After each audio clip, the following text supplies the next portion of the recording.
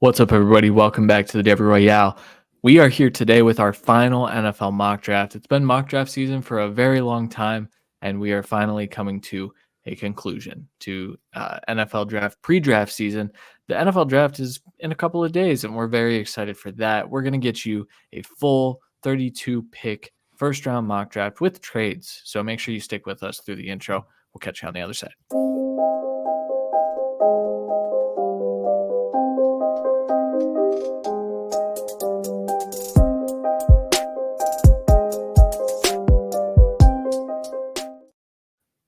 All right, we are here, and we're just going to get right into it. I have the first pick, and if you're watching on YouTube, you can see the picks a bit in advance. We will get to those. If you're listening on the podcast, thank you for joining us. So, first pick, easy, Caleb Williams. Been written in stone for about probably like 7 months now, to be completely honest. As soon as the Bears knew that the Panthers were going to finish with the worst record, Caleb Williams has been a Bear. Not much else to say other than Caleb Williams is the Lisan Al-Gaid. That's all. Right. Number 2 for the Commanders. I went with Jayden Daniels, quarterback from LSU. It seems like that's where the betting odds are going. That's where the buzz is. I would take Drake May. There's more buzz coming in about J.J. McCarthy at this pick. I think that's a bit of smoke from the teams like the Cardinals and Chargers and Patriots trying to pump up the draft value of the other guys and J.J. But Jayden Daniels is the pick. It seems to be what the defensive head coach Dan Quinn wants, the running quarterback. Bad pick, man. I just don't get it. I don't get it. But you're right. The odds are all pointing in this direction. I think this is going to be the 1-2. This will be in my final written mock. I believe I'll have it this way as well. Pick 3. I'm on the clock. Drake May, quarterback from North Carolina. I'm actually not like 100% certain that this will be the pick. I think there is some love for JJ there, but I'm just trusting my eyes, and I think Drake May is the second best quarterback. So if he's here for the Patriots, we just did a fix of the Patriots where we traded down, but this is supposed to be a predictive mock, and I think they're going to stay and pick a quarterback. This time they get Drake May. Yep. You're still on the clock, friend. I sure am, because we had a trade up. The Minnesota Vikings came up to number 4. They sent the 11th pick, the 23rd pick, and a 2025 third round pick. So they get to retain their 2025 first, and that is for pick 4 to the Cardinals. And they're going to take J.J. McCarthy. I think that their 2 quarterbacks that they want are actually between McCarthy and Daniels. The more I've sat and thought about it, I used to think May. I think they'd be comfortable with May as well. But with McCarthy here at 4, I kind of think you have to get ahead of the Giants. You have to make a big move. The one thing I'm skeptical about is quarterbacks tend to fall every year. For whatever reason, the experts that are plugged in seem to think that it's a very real possibility that 4 quarterbacks are gone in the top 5 picks this year, which has never happened. So all we've seen is 6 in the top 13 as well, which is a whole separate issue. Yeah, we won't have that in this mock. But the Vikings do get J.J. McCarthy. He can sit behind Sam Darnold for part of the year if he needs to. I don't actually know if he would need to in that scenario, but we'll see. Yeah. I'm still on the clock. Yeah, you're still on the clock. You just I sure am. It's great. Yeah, it sucks. I hate listening to my voice. The Bears are moving up for Marvin Harrison Jr. There's been a lot of buzz about this. I don't think it's actually going to happen, but there's been enough buzz that we're like, let's try it out for this final mock draft here.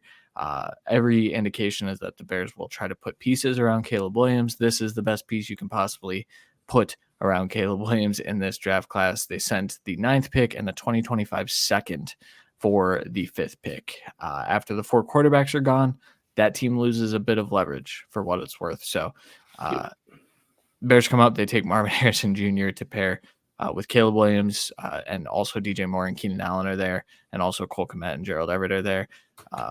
Just a perfect way to introduce a rookie quarterback to the NFL, in my opinion.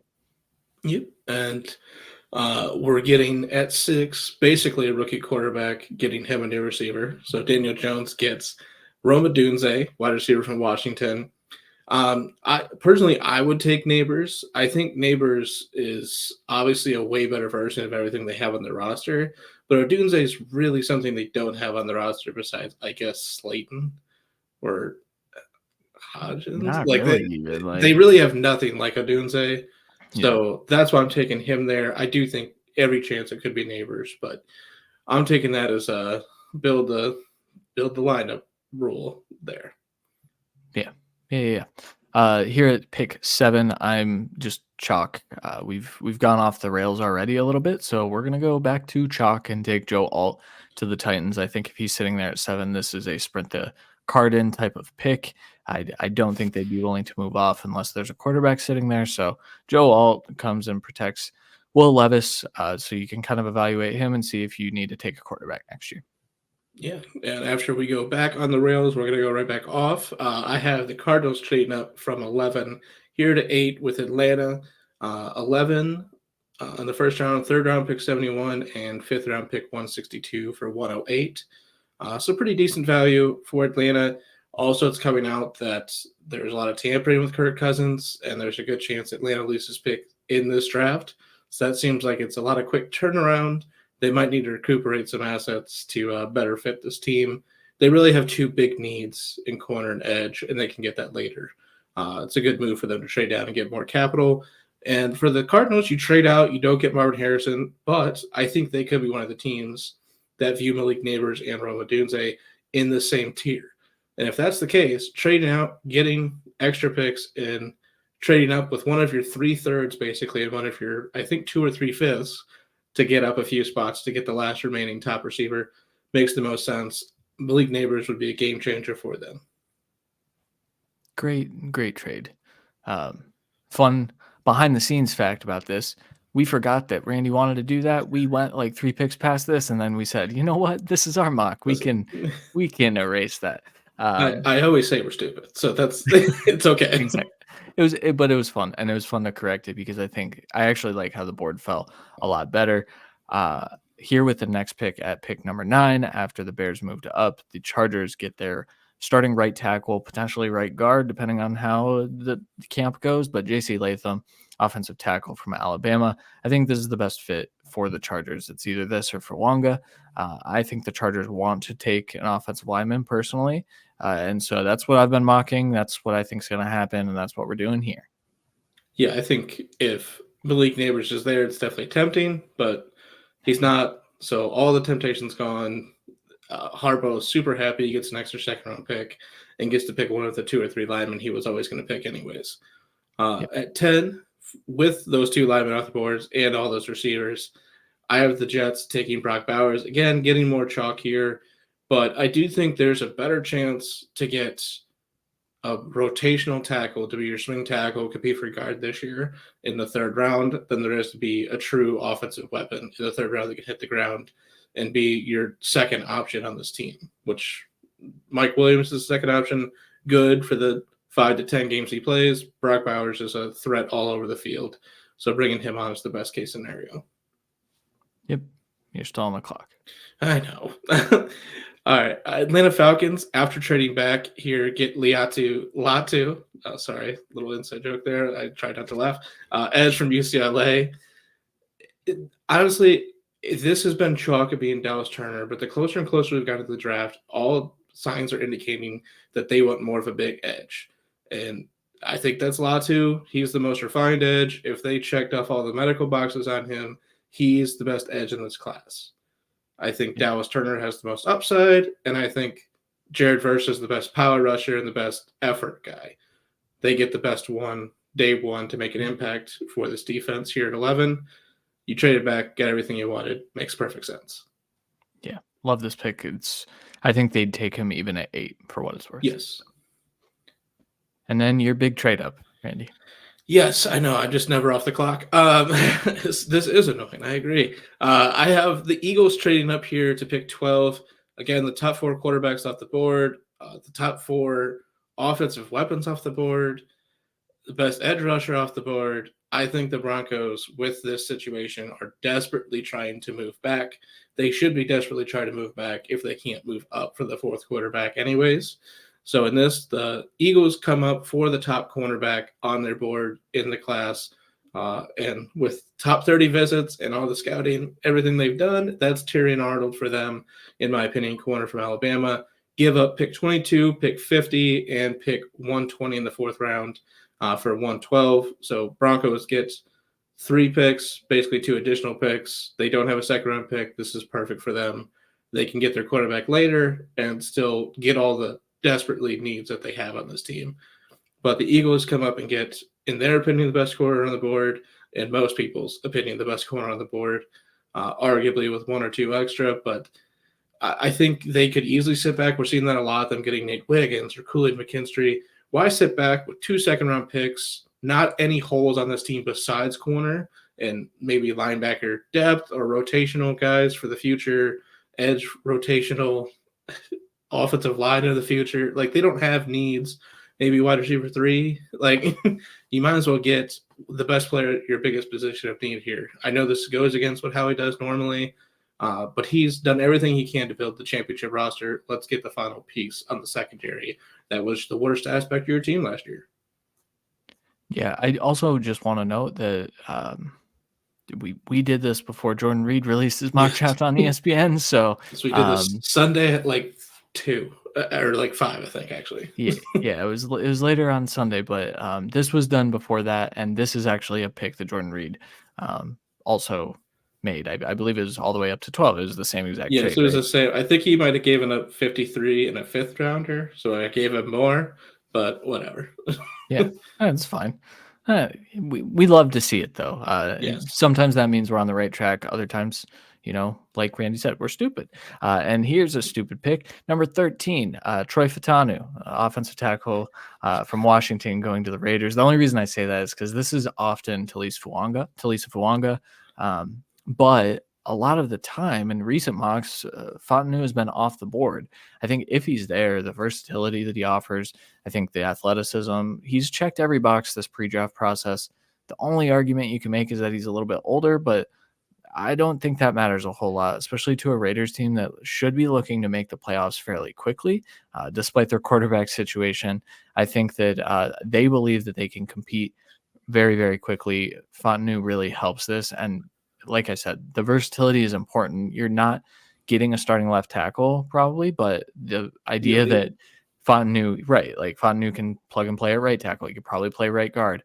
I think at some level he can play center if you need him to. They clearly don't need that, but I think he slots in as their starting right tackle day one, and you're good to go.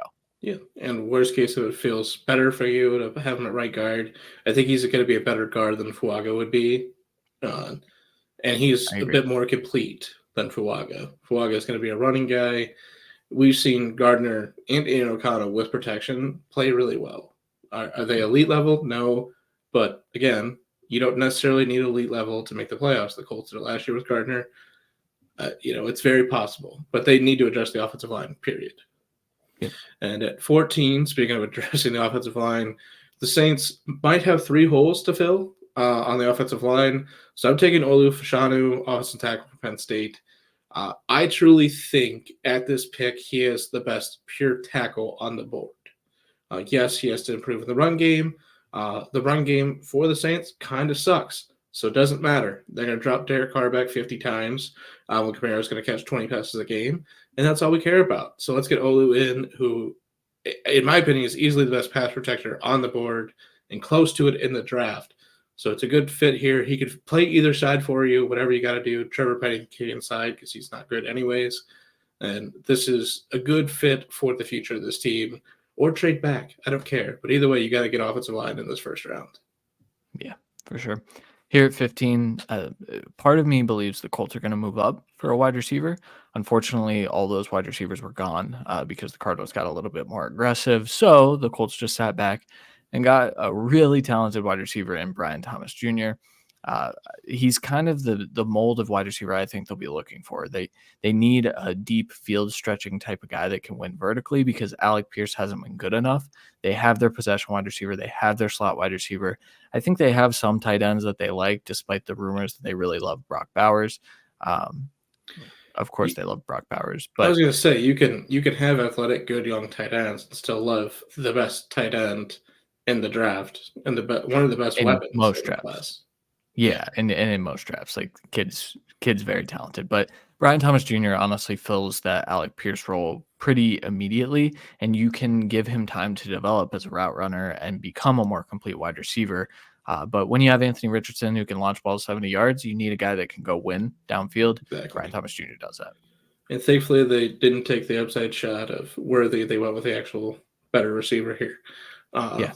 that's just good drafting, which is Yep. usually what the Colts do. I would, I wouldn't have argued if you wanted to trade up to 10 to get Bowers, but I think either way, they're just going to sit and pick whoever's best there between wide receiver, tight end, corner. So Yep. that's smart for them. 16, Seattle couldn't move back here to where I really wanted. We've done a lot of trades, so I really didn't want to force feed the Steelers trading up here for a tackle or the Bengals doing such or anything else. So I stuck in pick here at 16. It took Byron Murphy, D tackle from Texas. Yeah, they have their backbone in Leonard Williams. They have good starters besides that, but none of them are really good at rushing the passer out of those starting three down linemen. You have two upside edge rushers. I think Byron Murphy helps you a ton day one, and he gets to rotate in all three downs, but be your third down designated pass rusher as well. It's a great fit for him. He'll be. It reminds me of like Jordan Davis going to the Eagles, to where he gets to do what he was supposed to do and excel early at a young age because he's not having to play every single snap and be the stalwart of the defense. Yeah, this is the best defensive player in the draft, in my opinion. More on that with a later video. Actually, it's overall on the podcast. No video for that one, but it'll be Enough there of our this week. faces this week. Yeah, yeah, truly. But make sure you subscribe to the podcast to hear our My Guys episode, which is coming soon. Okay, number 17. I'm back on the clock. I think Terrion Arnold is the perfect fit for the Jaguars, but as I think everyone knows that, and that's why Howie moved up to go get him. And so I'm having the Jaguars take Quinyon Mitchell. I know that there's been, some buzz that the Jaguars want a wide receiver. I think that that's rightfully so. I think they need a wide receiver, but Quinyon Mitchell, the corner from Toledo, had a fantastic pre-draft process. This is an absolute value for him here at 17. I think that the Jaguars definitely need a starting number 2 corner that can potentially work into being a number 1 corner in the future. I think Mitchell fits that bill very, very well. So it sucks for Trevor Lawrence that they don't get more weapons, but surprise, they have more picks. They can still do that. So they will. All right, 18 Bengals. Yeah, I think here it's either D tackle or D tackle, wide receiver, offensive tackle. I went Talisi Fuanga, offensive tackle from Oregon State. I think he can compete for guard if you want him to day one, but arguably he could beat out Trent Brown day one. And best case, he plays 5 games. So Fuaga is getting on the field this year. Yeah, the investment should be in the offense and getting him more weapons, especially if you're possibly trading T. But he's been hurt not because of the weapons not catching the ball. He's been hurt because of people coming through and hitting him very hard because the offensive line has been haphazard in the past. So let's just make sure that's not an issue going forward so we can keep Joe Burrow, one of the best quarterbacks in the game, on the field. Yeah, very important. 19, I'm on the clock. Randy yelled at me for this one, but I'm taking Xavier Worthy to the Los Angeles Rams. He didn't yell at me, but there were some more like consensus picks. Everything I've heard from the Rams is that they're going offense, whether that's offensive tackle or wide receiver. I think that that's a move that they will make. I don't think they're going to take a defensive tackle. I think if anything, they would take an edge rusher with this board. Specifically, I think Jared Verse does fit what they want to do. However, Demarcus Robinson is one of their starting wide receivers right now, and Cooper Kupp is 31 years old. And so we need to start looking at what this wide receiver core looks like beyond Cooper Kupp. Obviously, they have Puka Nacua, but this is a Sean McVay-led offense, and he has always had talented wide receivers that kind of punch above their weight. I think Xavier Worthy can do that, and this is just a nasty, dynamic weapon for a quarterback in Matthew Stafford who can still sling the ball. To me, this puts them back in Super Bowl contention, which I think this is what they want to do. So, yeah, I think the good thing about it is you'll actually get what they thought they might get out of Tutu Atwell. Right. Because Worthy's actually a really good receiver. I have some gripes with him, especially his release and that step back. But you can work on that with the best footwork receivers in the NFL. I think that's a part where he can thrive. And yeah, I mean, Kupp, as great as he is, he hasn't been on the field the last 2 years. So you do need stuff. It's just one of those like you're thinking they're doing it later in the draft, but they also haven't had a first round pick in what 6 years.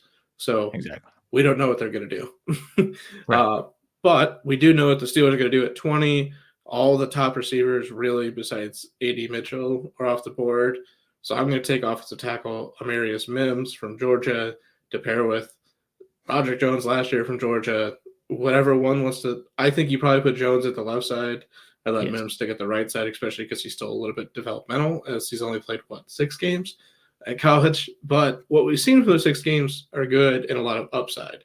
So I think it's a good fit. You're making sure you have your bookend tackles. We might be able to get a center or guard later in the draft and try and bolster that position as well. And we still need receiver, corner, but it's a good starting building block position here where everything else is kind of off the board besides offensive line that I really want for you. Yeah, really. Once those first 2 corners are gone, too, I think you take that off the board for the Steelers. I think maybe if Quignon's sitting there, you I think consider it. I think any of the top 3, really top 4, I'd consider. So Cooper DeJean, Kool-Aid McKinstry still in the conversation, but do they value offensive line over corner? I think they do in this spot. Yeah, especially a big boy like Marius. And all right. Senior Bowl, Tomlin and his coaching staff was just staring at the offensive line. So yeah. Fair.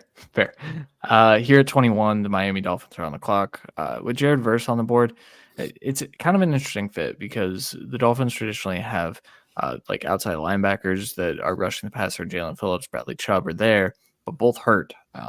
And I think we saw once they got hurt that there's really no depth to this edge rushing group. Jared Verse to me is a pretty versatile piece. I actually think Verse can be a standing outside linebacker and still win with power if needed. I think you can throw him as a down lineman on a 3-4 front. So I think there's some versatility to him. I think he's still growing, and the motor should be able to collapse pockets. To me, there's certainly some offensive linemen that fit here, but they signed Isaiah Wynn. I think they're patchworking the offensive line for this year, kick the can down the road a little bit, or even down the draft board a little bit and go get one of the top 3 edge rushers in the class. Yeah, I think, like you said, Verse can kick inside when those other 2 guys are healthy. They can go from the outside. He could be your dominant inside interior threat like Wilkins was. I think they still could get that kind of guy later in the draft easily. They also could get more of a big body run defense D tackle, and they're not putting all the pressure on him right here. We're not even sure. We think Phillips will be back to start the year. We're really not sure about Chubb. We'd almost be shocked if he makes it by November, December. So getting Verse in there is the smart move. Yeah. 22, Denver trades back, gets their guy, Bo Nix, quarterback from Oregon. I truly think after you're done with the top 4, Nix over Penix is who Sean McVay, oh my God. Sean Payton. Sean Payton would want. I literally looked up at the Rams. I think that's the perfect fit for him. It's a athletic quarterback, likes to hit. He's going to stay in the system. He's not going to buck the trend. He's going to listen to him and only him. He's going to throw exactly where the read is. And I think he can truly grow under Payton and be a really good quarterback. I think it's one of his best fits, arguably his best fit. Yeah. Do you think Zach Wilson, Jarrett Stidham, or Bo Nix would start? From all the talk, it would have to be Stidham, right? Well, I don't know, man. I think the Zach Wilson trade is literally just, all right, if we can't get our quarterback at 12, we can't move up and we can't move back. We're going to take the best. Now we're not forced to take a quarterback at 12. We're just going to take the best player on the board. And I do think they have to trade up or down, though, mainly down. They need to trade down. They don't have enough picks to trade up, in my opinion. To me, I don't think Nix is a first rounder for what it's worth, but I also can see, I mean, the over 4.5 quarterbacks right now is heavily favored. So Penix or Nix, a lot of people think that one of those 2 at least is going. So Yeah, no, I've seen all week of draft mocks from Sims and all these people. Six Uh, quarterbacks. six quarterbacks going 12 and 13. They have to, because they need a I just quarterback in don't the see it, man. future. It's like, guys, the Broncos, I get it, but Yeah. Yeah. I just don't see it, man. It's crazy. no. You're on the clock for the next two Yes, picks, for by the way. this, yeah, for the Cardinals' second pick, since this was from pick four trading down, I want Dallas Turner, edge from Alabama. The fact that, yes, I do think this is very realistic if he doesn't go to the top teams. I think he fits better down here. Uh, and again, Arizona would be a phenomenal fit. I think if they stayed pat at 11, this would probably have been my pick. So getting him here at 23 to help us set the trend at the edge rusher and build up that depth. You got a receiver to really build up the offense. Now we got the edge rusher, and we still have a pick at 27 and 35 to finish, spectacularly with our first four picks in the top 35. And then Dallas at And 24, it's pick your poison of offensive linemen, in my opinion. Yes, it'd be fun to take a receiver.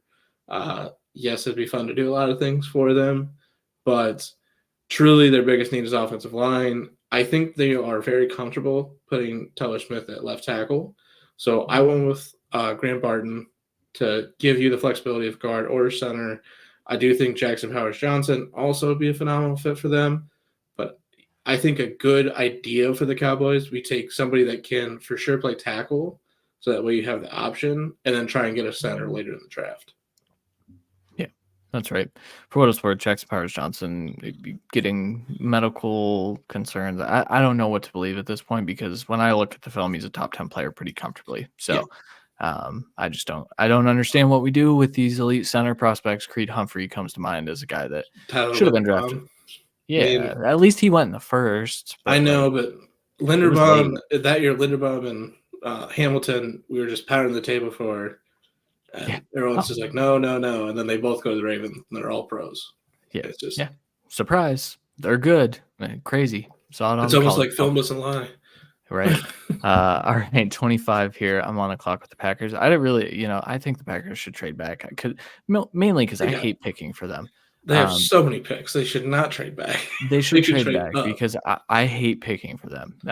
This is my one team that I'm like, man, the whole offense is good except for offensive tackle, but they don't pick offensive tackle in the first round. Same way the Eagles don't pick, all these other positions. But instead, I'm going to take Cooper DeJean. I don't think corner is the biggest need. Kind of To be is. completely, I think it's a need, but I think there's a chance that Jerry Alexander isn't there past next year. And so you're kind of looking towards the future here. I think he plays corner in the NFL. I think if he fails there, you play him at safety, and I think he can be a good one of those as well. Yeah. Versatile players, super athletic, white corner, white corner in the first I round. think the ideal draft for the Packers in the first 2 days is to get a corner that can start outside or inside for you, mainly outside, a Yeah. safety to rotate in, if not start this year, a linebacker to do the same, and an offensive lineman, which they have Yeah. enough picks to do all those things easily. So Yeah. you went with one of them here. Cooper DeJean, super versatile, super impactful in the run game, which their corners are not. Their corners also can't stay healthy. He does. So we're expecting good things from this pairing. Most Packers fans will be shocked that he's there.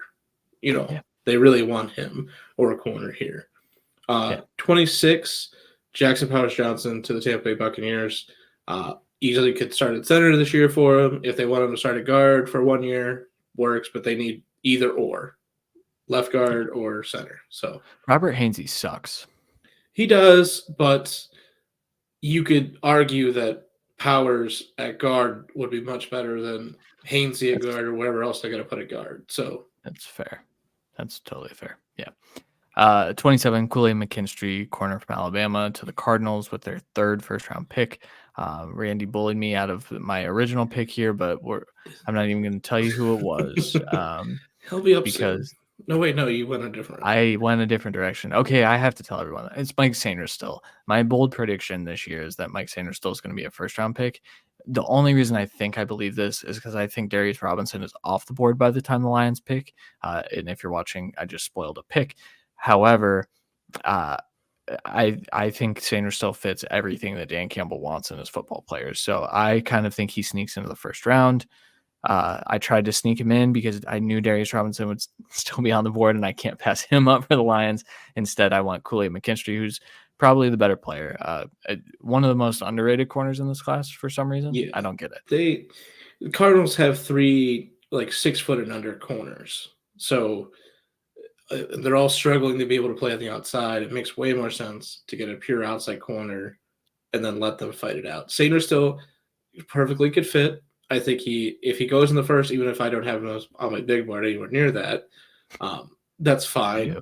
I think it fits because I think he's a big team guy. He's a big leader, but I think he's a pure slot. So that's right. That was my argument against taking him with all the slots that they have, because we know that doesn't work well for the Giants receiver room. So why would it work well for the Cardinals secondary? Yeah, good bullying. Thank you for bullying. I do my best. It's got you this far. It's true. That's true. All right, take Donnie Mitchell. Yes. 28 Buffalo Bills get to sit back and pick Adonai Mitchell, wide receiver from Texas. Perfect fit for them. Outside, big body, X receiver, alpha, lit, sometimes takes plays off. So maybe Josh Allen will get his feelings hurt some more. But I think the young guy will bend to the all-pro quarterback, especially when he's mossing everyone within sight, because that's his specialty. I do think he'll ask for the ball. But on this offense, I think he'll be commanding the ball anyways. You would hope. I think there was a little bit of rift between Allen and Diggs on the offensive play callers. So I just think they weren't scheming him touches because he wasn't doing well anyways. And then he was also being a bit of a diva. I think the change of scenery for Diggs, he's going to correct a lot of those things and be a weapon this year. However, the Bills get an upgrade, in my opinion, with age, contract, attitude, hopefully, and athleticism. Yeah. Yep. I love that pick. I'm not even a huge Adonai fan, and I'd be pretty in on it. So, at least 6 times in this draft, I was like, Bills trade up, or and Christian had to bully me the opposite way, like, no. If anything, I think they trade back and still take a wide receiver, but with Adonai still there, it's tough to pass him up. Here at 29, I'm taking Darius Robinson to the Lions, as I alluded to earlier. Dan Campbell, nasty player, physical player, something to just hold the edge opposite of Aiden Hutchinson, while also being a powerful pocket collapsing type of guy that can rotate on the inside as well with their stud defensive tackles. This team is set up remarkably. For what it's worth, though, I would have taken Adonai Mitchell at 29 if he was there, because I think that right now he fits. Well, you've got Jameson. The problem is they lost Josh Reynolds, who had 700 yards last year. And so they do need to replace that in some way. Maybe they don't do it in the first, and clearly they don't here. Maybe they get the edge rusher now, wide receiver later. But I do want to put that on people's radar because I won't be shocked if they take one in the first round either. No, edge, wide receiver future, or wide receiver, offensive line of future, corner. They're by far the biggest needs, probably corner first, but again, I would rather have Darius Robinson than Sanders still, so makes sense. But if they took him, it would also make sense. So if you're watching, you see another trade. I have Atlanta trading up after trading back and acquiring a bit more. They traded pick 43 in the second round and pick 79 in the third for pick 30 and pick 165 in the fifth. From the Ravens to get Jerzon Newton, D tackle from Illinois. The D tackles are weird in this class. They're by far, top 15 talent, no matter who you are and how you spin it. Arguably higher than that, but I'll give people the grace to go to 15. But D tackle isn't the hugest need for most teams. It's not a premium position. So while one, went at 16, and I think both could go earlier, they're both going to go in the first, in my opinion. But Atlanta sitting here, the Ravens, I think might have taken him, but they have bigger needs. I think San Francisco definitely takes him if he's sitting there. So this was Atlanta trying to get up to get another blue chip piece in their defense. Getting Leite Latu and Jerzon Newton is a ridiculous draft Yeah. Ridiculous. Now you just get one corner later to add to the room at least, and you're thriving. And guess what? You have 2 third-round picks, so you still have a third rounder. Yeah, for sure. I think they add a wide receiver as well at some point in the draft. Yeah, But but you can get an upside receiver to what you've already added in right. the fourth and Yeah, thrive. yeah, for sure. Here at 31, I'm taking Tyler Guyton to the 49ers, offensive tackle from Oklahoma. He's a weird one because he's a strange build, but also um, I think there's some tenacity to him. I think you just kind of have to let him develop. There's no better place to develop as an offensive tackle than with Trent Williams, who I think Guyton could potentially become down the road. That's lofty expectations, but the ceiling is high with Tyler Guyton. And Yeah, quite frankly, Colton McKivitz is not it at right tackle. Tyler Guyton is a natural right tackle. So you plug him yeah, in as a they starter could. this year. He could fight for right guard or right tackle from day one. I do think if he was there on the board for 32, I was taking him Yeah. pretty simply, pretty easily. Yeah. So I think it's a smart pick. 32, kind of a weird pick, not necessarily because all signs are pointing to Xavier Legette, who is the pick here at 32, wide receiver from South Carolina, going apparently pick 33 to the Carolina Panthers, according to his 5 or 6 visits with them. So they need another outside receiver. Again, Sky Moore and every other slot receiver they've drafted hasn't worked out. The only inside-outside guy that they drafted has worked out in Rashee Rice. I think we do it again here with Xavier Legette. I think Troy Franklin is also a phenomenal pick here. But Legette is getting more buzz for first round than Franklin, which I frankly think is incorrect. And I know Christian's rankings say it's incorrect. So That's right. I would go there, but I think people are going to get a steal in the second round. And I think it'll probably be the Patriots so they can't screw it up. That'd be funny. That's right. All right, that'll do it for our final NFL mock draft for the 2024 NFL draft. Like I said, we'll have another show or another episode of our guys that's going out on the podcast. But if you've been following along this draft season, we want to thank you for your support and thank you for watching consistently. It's been a really fun one. We have some big plans for the 2025 NFL draft. We're already starting that process. So, we're going to have a ton of Debbie content on this channel. So we will be in tune to college football and prospect analysis throughout the next 367 days or how many ever days before the 2025 NFL draft. So make sure you stay locked in, subscribe to this channel. Randy, anything to add on our final mock draft here? Glad we're almost there. Can't wait for Thursday. Gonna be exciting. Unfortunately, Browns do not pick until the second round. Last year, that Watson deal really helping us. But there's some other just phenomenal possibilities. We went a little bit different in this one with a lot more trades, but this I feel like is the blueprint of what is going to happen. I think we're going to get like 6 or 7 trades in the first round. Yeah, probably. I mean, the line is set at 6.5, and the over is heavily favored once again. Yeah. So I think it could happen for sure. All right. Thank you guys for watching. We will catch you guys next time.